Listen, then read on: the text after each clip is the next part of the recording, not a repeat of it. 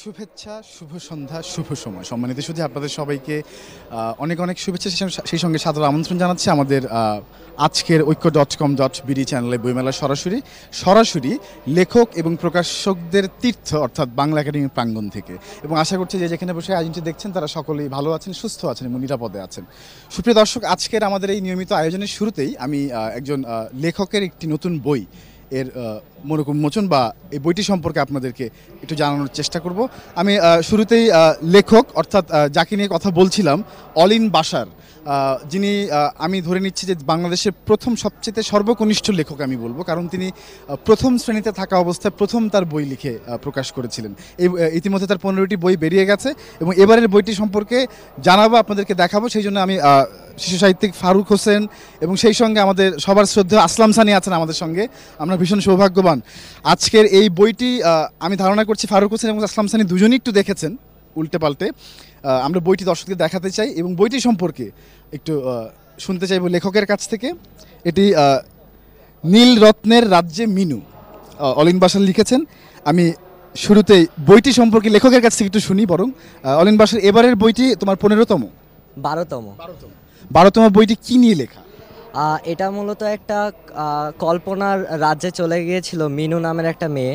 সে একদিন গাজর খেতে তার বাড়ির পাশের কুয়া দেখতে পায় একটা আলো আসছে। সেই আলোর রহস্য উদ্ঘাটন করতে সে কুয়ায় ঝাঁপ দেয় এবং পৌঁছে যায় এক অদ্ভুত রাজ্যে। সেখানে গিয়ে সে জানতে পারে যে 3টা নীলরত্ন উদ্ধারের পরে সে তার পৃথিবীতে ফিরে আসতে পারবে।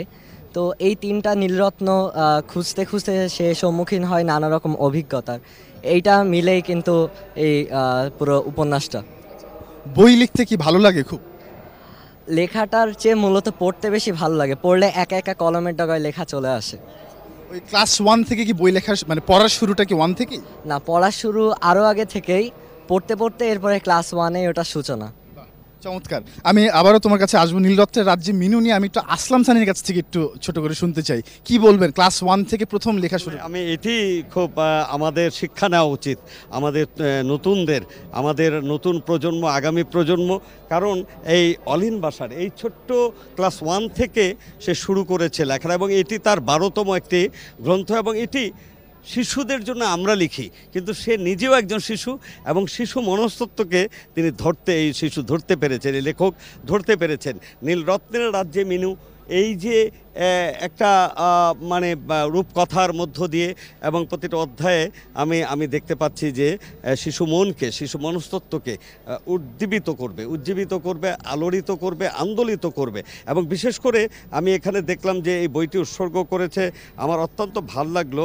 এটি মুনিয়া একটা মেয়ে, সে এই উপন্যাসের মূল চরিত্র বা নায়িকা বা যাই বলি আমরা, আমাদেরকে যে নিয়ে যাবে একটা রূপকথার রাজ্যে, ভুলিয়ে দেবে অনেক কিছুকে, সুখ দুঃখ আনন্দ বেদনাকে, কিংবা আমাদের সে নতুন করে আবিষ্কার করাবে আমাকে এই মিনু, যে নতুন নতুন পথ, নতুন জায়গা, যে একটা কুয়োতে পড়ে যাওয়া বা সেখানে আলো দেখে কি অর্থ পেল, এই যে সে ভাবনা অলিন বাশারের, এটা আমার কাছে খুব আশ্চর্য লাগছে।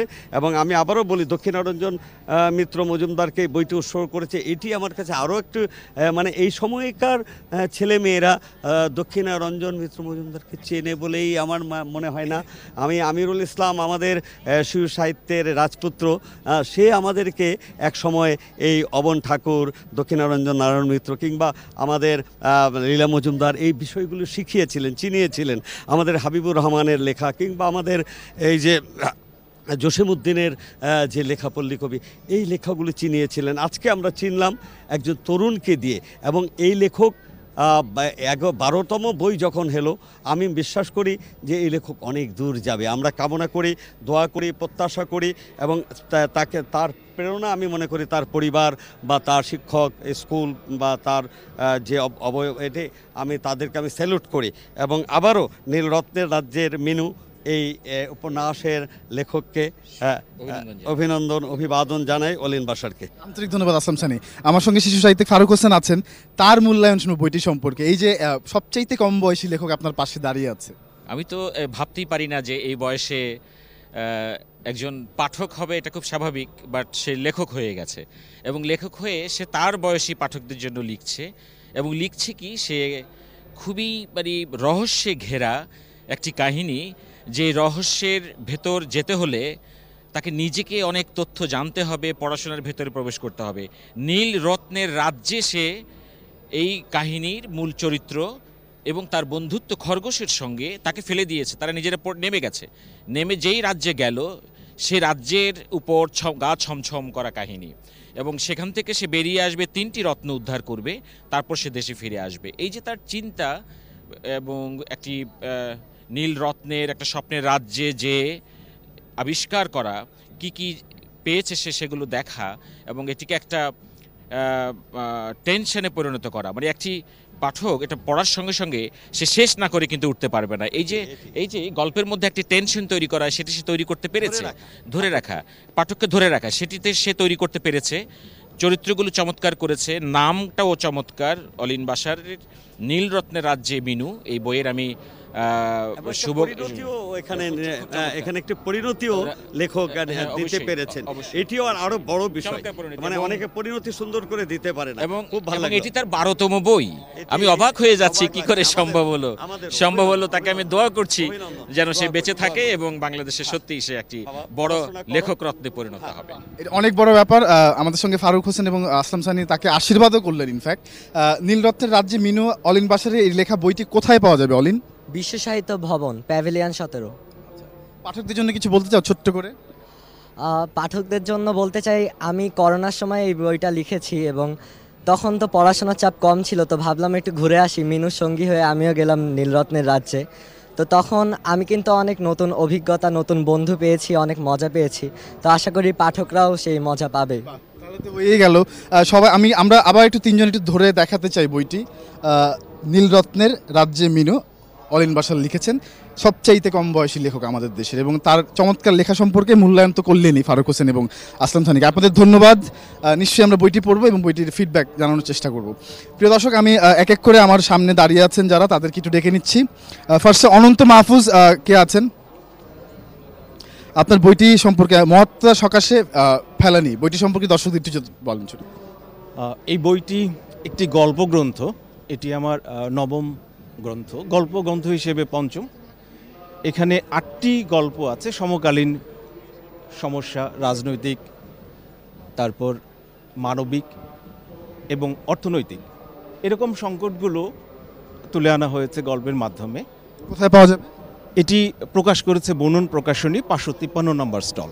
আপনার জন্য অনেক অনেক শুভকামনা অনন্ত মাহফুজ। আমরা আবারও নিশ্চয়ই পরে কথা বলবো। আমাদের সঙ্গে আরেকজন লেখক আছেন, আমি একটু ডাকতে চাই ওনাকে। এটি খুব চমৎকার একটি উপকারী বই বলে আমার কাছে মনে হয়। বাংলাদেশে আকুপাংচার চিকিৎসা ও নিরাময়, doctor SM. Shahidul Islam, PhD ফেলো। স্যার, আপনি যদি দর্শকদেরকে আপনার মুখ থেকে সংক্ষিপ্ত আকারে বইটি সম্পর্কে একটু বলেন। Thank you very much. যে আকুপাংচার একটা খুব ন্যূনতম চিকিৎসা পদ্ধতি, যেটা বাংলাদেশে অর্গানাইজড হতে হয় নাই, এই প্রথম হচ্ছে, যেটা চীনে উৎপত্তি হয়েছে এবং ওয়ার্ল্ড হেলথ অর্গানাইজেশন 1979 সালে স্বীকৃতি দেয়। আকুপাংচারের মাধ্যমে বাত, ব্যথা, প্যারালাইসিস রোগের খুব সুন্দর নিরাময় করা যায়। এখানে আমরা যেটা করতেছি, শান্তিনগর চৌরাস্তাতে শশী হাসপাতাল হাজার হাজার রোগী ভালো হচ্ছে, কিন্তু প্রশ্ন করে কিভাবে রোগ ভালো হয়, কোন কোন রোগ ভালো হয়, সাইড এফেক্ট আছে কিনা। এই বইটা পড়লে সাধারণত আপনি সহজ সরল ভাষাতে সব কিছু বুঝতে পারবেন, যে আমার বাত, ব্যথা, প্যারালাইসিস, যে কোনো ব্যথা হোক না কেন, আমরা আজকাল কি করে চেয়ারে বসে নামাজ পড়ি, আকুপাংচারের মাধ্যমে চিকিৎসা নিলে দেখে যে দাঁড়িয়ে সঠিকভাবে নামাজ পড়তে পারি। বাতের ব্যথা দীর্ঘদিন যাবৎ ঘুরে আসছে, এই থেকে নিরাময় পাওয়া যায়।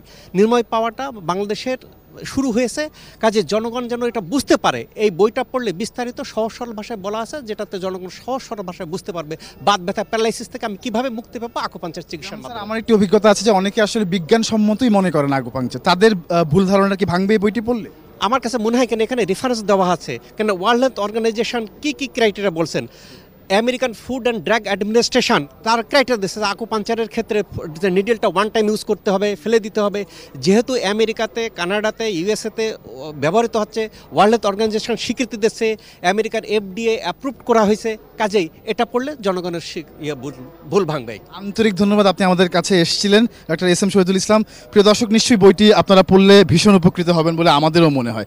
আন্তরিক ধন্যবাদ স্যার। আমরা আরও ডাকতে চাই আবুল কাশেম হৃদয়, লেখক আবুল কাশেম হৃদয় আছেন আমাদের সঙ্গে। অপারেশন কিল অ্যান্ড বার্ন যুদ্ধাপরাধ, কুমিল্লা, ব্রাহ্মণবাড়িয়া, চাঁদপুর, দলিলপত্র। আমরা বুঝতে পারছি বিষয়টি সম্পর্কে। কি ভাবনা নিয়ে বইটি লেখা, দর্শকদের যদি একটু বলেন। এটি মুক্তিযুদ্ধের উপর গবেষণাধর্মী বই। আপনারা জানেন যে সারা দেশে অপারেশন সার্চলাইট হয়েছিল ঢাকা থেকে, কিন্তু কুমিল্লা ক্যান্টনমেন্ট থেকে অপারেশন কিল অ্যান্ড বার্ন নামে আরেকটি অপারেশন হয়েছে, যেটি কুমিল্লা সেনানিবাসে, কুমিল্লা পুলিশ লাইন্সে, তারপরে হলো আনসার একাডেমিতে গণহত্যা চালিয়েছে এবং 9 মাস ব্যাপী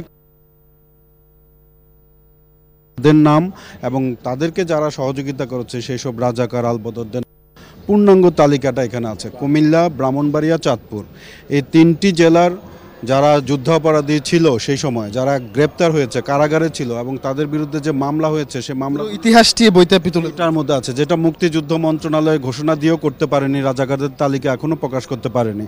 আমি কুমিল্লা, ব্রাহ্মণবাড়িয়া, চাঁদপুর এই 3টি জেলার তালিকা প্রকাশ করে দিই। আপনাকে আন্তরিক ধন্যবাদ আবুল কাশেম হৃদয়। চমৎকার একটি বই লিখেছেন আপনি। ইতিহাস যখন বই আকারে আমাদের হাতে আসে আমরা নিশ্চয়ই অনেক উপকৃত হই। এবারে আমি রাখতে চাই আমার সঙ্গে রয়েছেন আতিক রহমান। বাংলাদেশ পরিচিতি এই বইটিও খুব জরুরি একটি বিষয়, জেলাভিত্তিক। এটি সম্পর্কে দর্শকদেরকে সংক্ষিপ্ত আকারে একটু যদি বলেন। 64টা জেলা নিয়ে বাংলাদেশের ইতিহাস, ঐতিহ্য, দর্শনীয় স্থান এগুলো নিয়ে বইটি লিখেছি এবং বইটি ব্যাপক বইমেলায় সাড়া ফেলেছে। বইটি লিখতে পেরে আমি গর্বিত। চমৎকার, এই বইটা আসলেই দরকারি একটি বই। আপনাকে আন্তরিক ধন্যবাদ আতিক রহমান। কোথায় পাওয়া যাবে বইটি? বইটি প্রিয় প্রকাশের স্টলে 640 নম্বর স্টলে পাওয়া যাবে। আপনার জন্য অনেক অনেক শুভকামনা। আমি বিদ্যাশ্রী রাজীব হোসেন শান্ত, আমি ওনাকে একটু রাখছি। প্রতিবারই ওনার সঙ্গে আমার দেখা হয়, এবার তাকে বরং খুঁজছিলাম আমি। এবারের বইটি কি নিয়ে? নাটক লেখা এটি। হ্যাঁ, হ্যাঁ, এটি একটি ট্র্যাজেডি নাটক, যন্ত্রণার ট্র্যাজেডি। এই নাটকের শেষ দৃশ্যে চরম ট্র্যাজেডি ফুটে উঠেছে এবং সুখ যন্ত্রণার মধ্য দিয়ে এই নাটকের পরিসমাপ্তি ঘটেছে। এবং এরিস্টটলের যে পয়েটিক্স সাহিত্য তত্ত্ব নির্মাণে যে শুদ্ধিযজ্ঞের কথা বলা আছে, যে তিনি বলেছেন যে কবির কাজ ভাবমুখুন ঘটানো। আমার লেখার মাঝে এই বিষয়গুলো আমি তুলে ধরার চেষ্টা করি, যে মানুষকে কীভাবে শুদ্ধিযজ্ঞের মধ্যে আনা যায়, মুখনের মধ্যে আনা যায়, পরিশুদ্ধির মধ্যে আনা যায়। আমার লেখার মধ্যে এগুলোই ফুটে ওঠে এবং মানুষকে আমি এভাবে আহ্বান করি যে আপনারা এইগুলো আমার লেখাগুলোকে গ্রহণ করেন, দেখুন কি লিখতে। চমৎকার ভাবনা রাজীব হোসেন শান্ত, আপনার জন্য অনেক অনেক শুভকামনা। নিশ্চয়ই আবারও দেখা হবে। আমি আরেকজন লেখককে ডেকে নিতে চাচ্ছি। এই মুহূর্তে আমাদের সঙ্গে রয়েছেন মোহাম্মদ আজুল হক। দিগন্তের প্রথম প্রহর কি নিয়ে লেখা বই? এটা একটা কাব্যগ্রন্থ, যারা কবিতা বলতে ভালোবাসে তাদের জন্য এটা। এবং এখানে আমি বুঝাতে চেয়েছি মানুষের মধ্যে হানাহানি না করে, মানুষের মধ্যে ঝগড়া বিবাদ না করে মানুষকে বই উপহার দেওয়া হোক। বইয়ের চেয়ে ভালো কিছু নেই, ভালো বন্ধু হতে পারে না। আমার দিগন্তের প্রহর হোক নামাজের তরে আর কি, নামাজের জন্য, ঠিক আছে। মানুষ ইসলামের দাওয়াত দিয়েছি আমি এই বইটার মাধ্যমে। আমি আশা রাখি সবাই বইটি বলে ভালো হবে। ভালো একটি দিক নির্দেশনা আছে। জি জি জি, ইনশাআল্লাহ। আন্তরিক ধন্যবাদ আপনাকে, অনেক অনেক শুভকামনা। আমাদের সঙ্গে শাকিল মাসুদ রয়েছেন। রংপুরে ভাষা আন্দোলন থেকে মুক্তিযুদ্ধ এবং মুজিবুর রহমান, ইতিহাস আছে এর মধ্যে বোঝা যাচ্ছে। দর্শকদেরকে কি ভাবনা নিয়ে লিখেছিলেন বইটি? আসলে রংপুর বিভিন্ন আন্দোলন সংগ্রামে সবসময় অগ্রগামী। মুজিবুর রহমান রংপুরের মানুষ, তিনি ভাষা সৈনিক এবং মুক্তিযোদ্ধা। তাকে নিয়ে এবং রংপুরের মুক্তিযুদ্ধ ভাষা আন্দোলন নিয়ে আমার এই বইটি। রংপুরের প্রথম শহীদ রংপুরে এবং রংপুরে ক্যান্টনমেন্ট ঘেরাও হয়েছিল রংপুরে, সেই ঘটনাগুলোর বিস্তারিত বর্ণনা আমার এই বইয়ে আমি তুলে ধরেছি। আন্তরিক ধন্যবাদ শাকিল মাসুদ। নিশ্চয়ই বইটি পড়বে মানুষ, পাঠকরা বেছে নিবে বইটি পড়বার জন্য। আমি আরও একজন লেখিকা আছেন আমাদের সঙ্গে, অনেকক্ষণ ধরে দাঁড়িয়ে আছেন। আন্তরিক দুঃখিত, ইন্দিরা ও মুজিবুর, বন্দনা পাল লিখেছেন বইটি। খুব সুন্দর মলাট, একটু সংক্ষিপ্ত আকারে দর্শকদের যদি বলেন কি নিয়ে বইটি লেখা? বইটা মূলত ইন্দিরা গান্ধী এবং মুজিবুর রহমানকে নিয়েই এটা লেখা এবং তাদের যে দেশের প্রতি, জাতির প্রতি, জনগণের প্রতি যে ভালোবাসা, শ্রদ্ধা, সেই ব্যাপারেই এটা লেখা। এবং এই বছরই লিখেছেন এই বইটি? বছরই লিখেছি এটা। না, আমার প্রকাশনী আরও আছে, এবছরই একটা। এর আগে বেরিয়েছে আমার আরও অনেকগুলো বই বেরিয়েছে, যেগুলো হচ্ছে বন্দনা গল্প সম্ভার, কবিতা সংগ্রহ, এরকম অনেকগুলো। এই বইটি পাওয়া যাবে আপনার দেব সাহিত্য কুটিরে। আন্তরিক ধন্যবাদ আপনাকে, আপনি এসেছেন। দেব সাহিত্য কুটির থেকে বইটি যদি কেউ পড়তে চান অবশ্যই সংগ্রহ করবেন। আপনাকে ধন্যবাদ।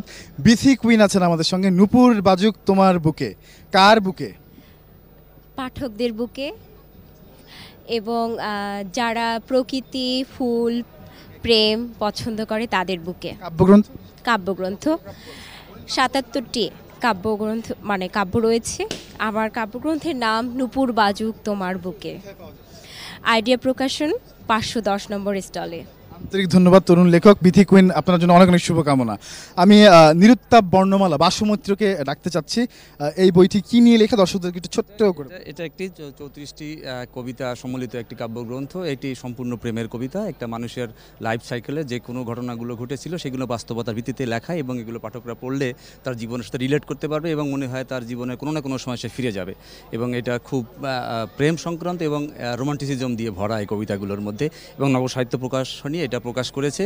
এটা আমার প্রথম কাব্যগ্রন্থ, কিন্তু এর আগে আমার 4টি উপন্যাস বেরিয়েছে, যেমন পার্থ, সমাধি, রক্তাশ্রম, স্বাধীনতা, এইরকম আরও 4টি উপন্যাস বেরিয়েছে। বাসুমিত্রের নিরুত্তাপ বর্ণমালা প্রেমের কাব্যগ্রন্থ পড়ার আমন্ত্রণ রইল সবাইকে। আন্তরিক ধন্যবাদ আপনাকে। আরও একজন তরুণ লেখক আছেন আমাদের সঙ্গে, কাজী আমির হোসেন রিপন। 3টি বই আছেন, অবেলাই নিয়ে একটু শুনতে চাই প্রথমে। আসলে অবেলা নিয়ে বলতে গেলে যেহেতু বইটি কাব্যগ্রন্থ, তাই আমি বইয়ে 2 লাইন কবিতা দিয়ে শুরু করতে চাই। আমাদের বিচ্ছেদ হলে ফুল বিক্রেতা মেয়েটি যে একজন খরিদ্দার হারাবে, তার দায় কে নিবে?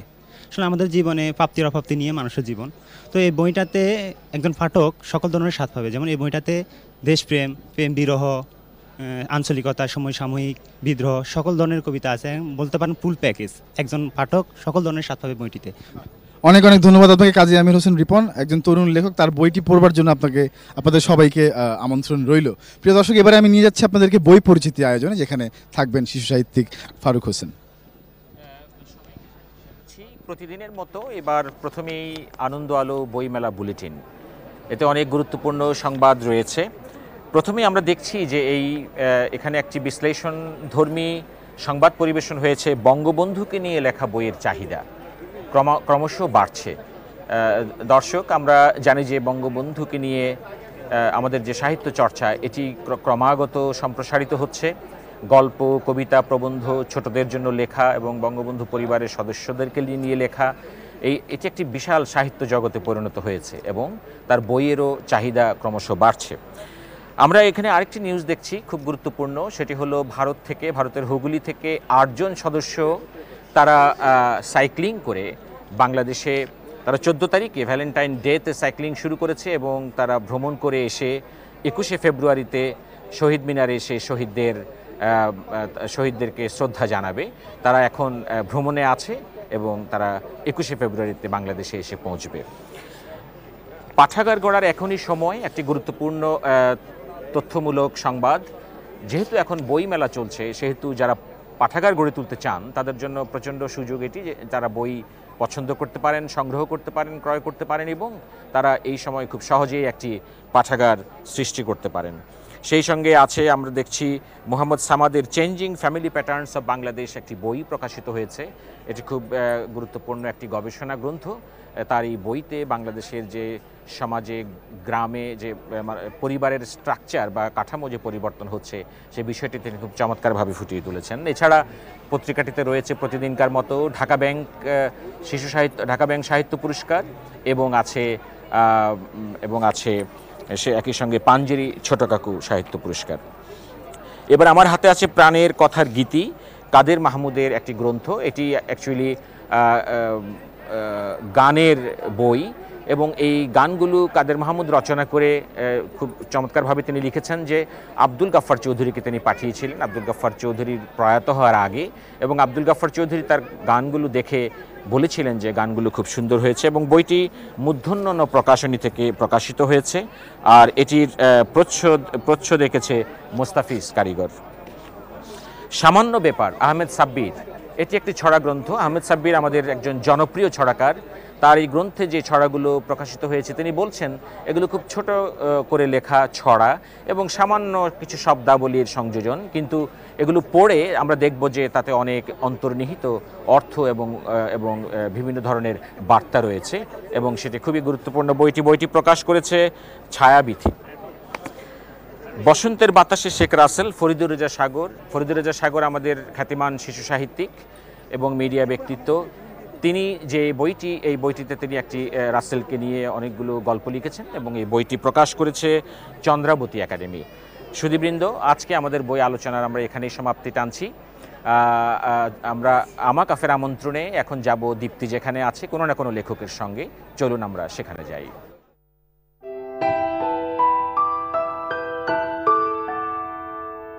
শুভেচ্ছা প্রিয় দর্শক, এই ফাগুন সন্ধ্যায় কৃষ্ণচূড়া, পলাশ, শিমুল সকলকে সাথে নিয়ে আপনাদের সকলকে সাদর আমন্ত্রণ জানাচ্ছি আজকের আমার কফির আমন্ত্রণে। আজকে আমার সঙ্গে একজন প্রকাশক রয়েছেন, যার সঙ্গে আজকে কফি খেতে খেতে আমি আড্ডা দেব।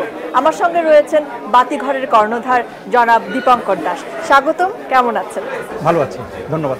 আমি একটু আপনার কাছে জানতে চাইবো যে এই যে ব্যবসায়িক দিক থেকে আসলে কেমন সাড়া পাচ্ছেন, ক্রেতারা কেমন আসছে এবং বইয়ের কেনা বেচার অবস্থানটা আসলে কি?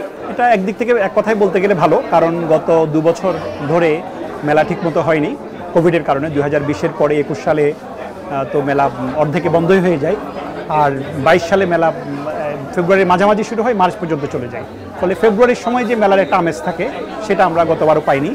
তো এবারই কোভিডের পরবর্তী এই প্রথম একটা সফল মেলা হতে যাচ্ছে বলে আমার ধারণা। পাঠকরা উৎসাহ নিয়ে আসছেন, সব বয়সের পাঠকরাই আসছেন, তারা নতুন বইয়ের খোঁজ করছেন এবং অনেক নতুন বই প্রকাশিত হয়েছে এবং পাঠকরা সেগুলো দেখছেন। এটা একটা ভালো লাগার ব্যাপার আছে। বাতিঘর এবার কেমন বই প্রকাশ করেছে, সংখ্যা কেমন? আমরা বলতে গেলে সারা বছর ধরেই বই বের করি। গত বই মেলার পর থেকেই তো মেলায় নতুন সবগুলো বই, সেদিক থেকে আমাদের 50টা বই বের করার পরিকল্পনা আছে। এর মধ্যে 40টা বই চলে এসেছে, আর 10টা বই হয়তো 2-1 দিনের মধ্যে চলে আসবে। তরুণ লেখকদের জন্য আপনাদের দরজা খোলার জায়গাটি আসলে কিভাবে রেখেছেন? বাতিঘর সবসময় তরুণদের প্রাধান্য দিয়ে থাকে এবং পাঠকরা কী ধরনের বই চান সেটা আমরা গুরুত্বের সঙ্গে আমরা নিই আর কি। এবং পাণ্ডুলিপি বাছাইয়ের একটা প্রক্রিয়া আছে আমাদের, যেহেতু আমরা সারা বছর ধরেই কাজ করি, শুধু বইমেলার সময় না। একটা বইমেলা শেষ হলে আমরা পরের মেলার জন্য প্রস্তুতি নিয়ে থাকি। তো সেটা আমরা একটা সময়ও পাই, তরুণদের কাছ থেকে আমরা অনেক পাণ্ডুলিপি আমাদের আসে, সেগুলো থেকে যাচাই বাছাই করে আমরা বই প্রকাশ করি। সারা বছর ধরে যদি আমরা এই বইয়ের জায়গাটিকে তৈরি করতে চাই, বইয়ের বাজারটাকে জনপ্রিয় করতে চাই, তাহলে আসলে আমাদের কি করা যেতে পারে বলে মনে করেন? এটা প্রথমত সারাটা আসবে লেখকদের কাছ থেকে দরকার। ওনারা সারা বছর ধরেই লিখবেন। যদি একটা পেশাদার জায়গা তৈরি হয়, করতে হয় আমাদেরকে, তাইলে এটা সারা বছরের কাজ হতে হবে। কারণ এখানে অনেকগুলো মানুষ যুক্ত, ছাপাখানা, বাঁধাই, এডিটর, প্রুফ রিডার। এদের যদি সারা বছর কাজ না থাকে তাহলে এটা পেশাদারিত্ব তৈরি হবে না, দাঁড়াবে না এটা। তো আমাদের একটা সুবিধা আছে, সেটা হচ্ছে বাতিঘরে অনেকগুলো আউটলেট আছে। ঢাকা, চট্টগ্রাম, সিলেট, শাহবাগ, বাংলা বাজার, রাজশাহীতে চালু হতে যাচ্ছে। ফলে আমরা সারা বছর ধরে পাঠকদের সঙ্গে যোগাযোগ রাখি এবং অন্য শুধু বাতিঘরের বই নয়, অন্য প্রকাশকরা যেসব ভালো বই করে থাকেন সেগুলো আমরা এক ছাদের নিচে পাঠকরা পেতে পারেন। এজন্য আমাদের এখানে যেতে অনেকে স্বচ্ছন্দ বোধ করে। ভালো বই মানেই ব্যবসা সফল বই না, হয়তো সেটা আগেও ছিল। আসলে এখন অনেকে আছেন যারা সামাজিকভাবে ইনফ্লুয়েন্সার হওয়ার পরে বই লিখেন এবং তাদের বইটাই আসলে বেশি জনপ্রিয় হয়। এমন অনেক লেখক আছেন যারা অনেক গবেষণার পরে বই লিখেন, কিন্তু সেটা আসলে ব্যবসা সফল হয় না। সেই জায়গাটিকে আপনি কিভাবে আসলে আলোচনা করবেন? সেটা হচ্ছে যেটা বলছেন আপনি, যারা ইনফ্লুয়েন্সার, যাদের বই বের হচ্ছে, মেলায় অনেক কপি বিক্রি হচ্ছে, এটা কিন্তু এক মেলায় শেষ হয়ে যায়। ঠিক 3 বছর আগে কাদের বই প্রচুর বিক্রি হয়েছে সেটা এখন বিক্রি হচ্ছে না সেরকম। এদের বই ওয়ান টাইম। কিন্তু আমরা যেসব বই বের করি সেটা হচ্ছে যাদের সারা বছর, যেটা বছরের পর বছর পাঠক থাকে, এটা চিরায়ত বই যাতে হয়ে ওঠার চেষ্টা হয়। সেটা সবগুলো হয়তো হয় না, কিন্তু আমরা চেষ্টা করি একটা চিরকালীন আবেদন যাতে বইটা থাকে। এই জন্য পাণ্ডুলিপি বাছাই আমাদের সময় দিতে হয়। পাণ্ডুলিপিটা বই আকারে প্রকাশ করতে আমাদের সময় লাগে অনেক। বইয়ের প্রচার এবং প্রসারের ক্ষেত্রে আসলে আমাদের করণীয়গুলো কোন কোন জায়গায় হতে পারে? বই প্রচারের জন্য যেটা হয়, এই যে বইমেলার সময় আমাদের গণমাধ্যমগুলো বইয়ের উপর যতটা জোর দেয় সেটা সারা বছর আমরা পাই না। আমরা চাই সারা বছর পত্রিকায়, ইলেকট্রনিক মিডিয়ায় বা আরও অনেক মাধ্যম চলে এসছে এর মধ্যে, সব জায়গায় সারা বছর একটা আলোচনা থাকবে। বইটা আমাদের প্রতিদিনের বিষয়, এটা শুধু একটা মাসের ব্যাপার না।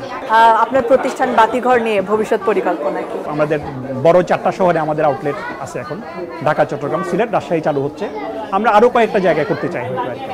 এবং এটা শুধু একটা বুক স্টোর, বই কেনা বেচার জায়গা না, একটা আড্ডা দেয়া, একটা সাহিত্য নিয়ে কথা বলা, দর্শন নিয়ে কথা বলা, একটা সাংস্কৃতিক পরিবেশ যাতে থাকে, লেখক পাঠক আড্ডা হয় সেখানে। এটা এবং সব জায়গায় হয়েছে, চট্টগ্রাম, ঢাকা, সিলেট যেখানে আছে সেখানে একটা সুধীজনদের একটা সমাবেশ হয়, একটা সাংস্কৃতিক আবহ আছে এখানে সেখানে। এবং বইও সঙ্গে থাকলে জিনিসটা আরও ভালো হয় আর কি। একটা সিভিল সোসাইটির লোকজন আসেন আমাদের এখানে। অনেক ধন্যবাদ আমাদেরকে সময় দেওয়ার জন্য। আমার কফির পক্ষ থেকে আপনার জন্য এই ছোট্ট উপহার। ধন্যবাদ। প্রিয় দর্শক, যারা এতক্ষণ সঙ্গে ছিলেন, প্রকাশকের সঙ্গে বই এবং বই প্রকাশ নিয়ে আলোচনা, আশা করি আপনাদের ভালো লেগেছে। আগামী পর্বে আবারও দেখা হবে। সে পর্যন্ত সকলে ভালো